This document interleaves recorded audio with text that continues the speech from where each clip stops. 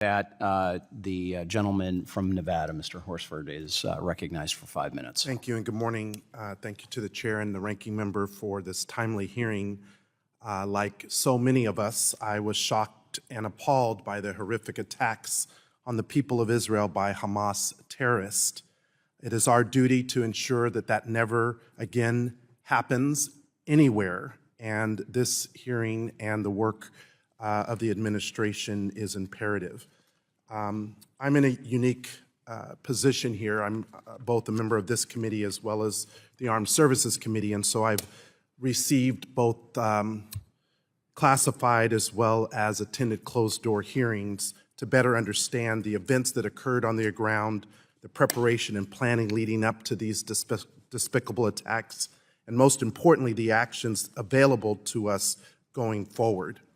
Let me be clear, the response from the United States must be unequivocal and project American strength internationally.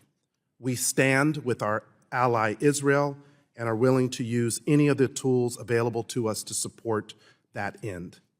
But we're here today to discuss one of those tools, one that is undoubtedly important, and we must take a serious look at solutions to mitigate the ability of Iran and any other state sponsor of terrorism to finance these kinds of horrific attacks around the globe.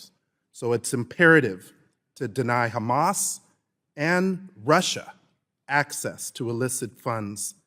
I would like to enter into the record, Mr. Chairman, an article from Axios.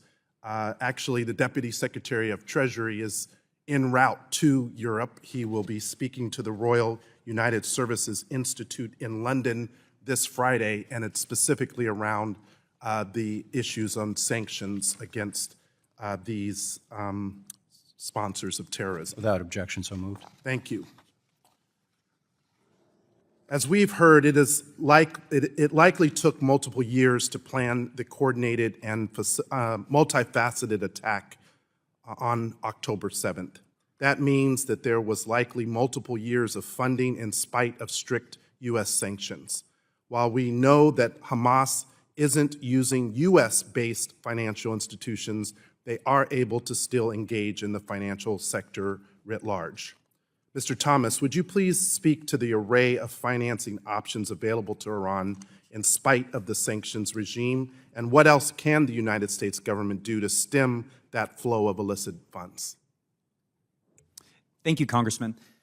With respect to Iran's support for Hamas, this is a relationship that goes back many decades, nearly to the inception of Hamas as a group in the late 1980s.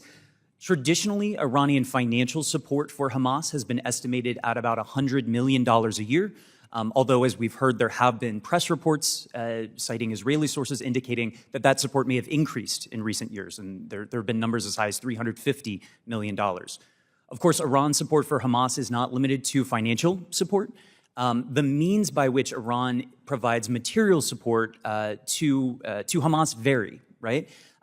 Clearly, the nature of these illicit transactions makes tracking them difficult, but from what we know, Iran relies both on smuggling via tunnels under the Gaza-Egypt border.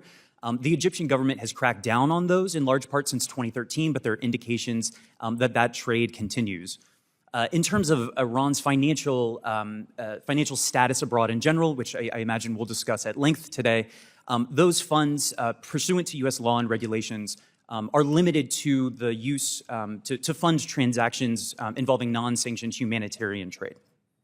So on that point, we've heard many of my colleagues on the other side emphasize that money is fungible and that the dollar spent on humanitarian aid is a dollar that is freed up from the Iranian government to spend on financing terrorism. However, it seems that can only be true if they ever intended to spend money on that in the first place. So, Mr. Thomas, do you believe that without the $6 billion in funds that Iran would otherwise provide this same aid to its people? Yes or no? I think given the history of Iran's support for these groups and its support for these groups in spite of the humanitarian needs of the Iranian people, Again, Iran has continued to provide support for terrorist groups regardless of the economic situation. Is there any indication that links past increases in humanitarian aid to an increase in availability of Iranian funds to finance terrorism, given the numerous controls that are in place? Not that I'm aware of. Again, that support has remained consistent for years. Thank you, Mr. Chairman. Gentleman's time has expired.